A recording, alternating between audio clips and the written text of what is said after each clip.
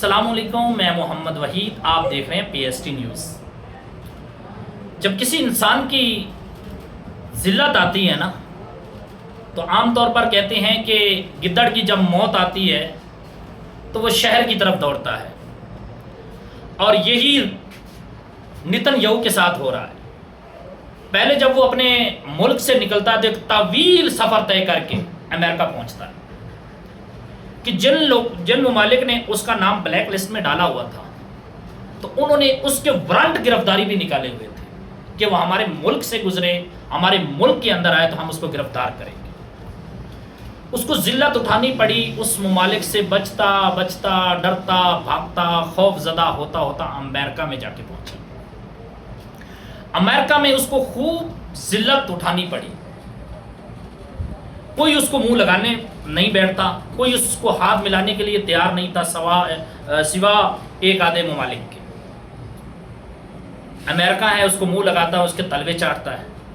جیسے ہی اقوام متحدہ میں اس کا خطاب شروع ہوا تو پورا اقوام متحدہ کا جو حال تھا، سوائے اکا دکا کے، وہ دو چار انڈین تھے، دو چار امریکن تھے، کوئی ایک دو کنٹریز کے اور بھی لوگ ہوں گے، اس کے سامنے جب لوگ اٹھ کے جا رہے ہوں گے۔ یہ خون خار جانور ہے، اور خون خار جانور کی تقریر کون سنتا ہے؟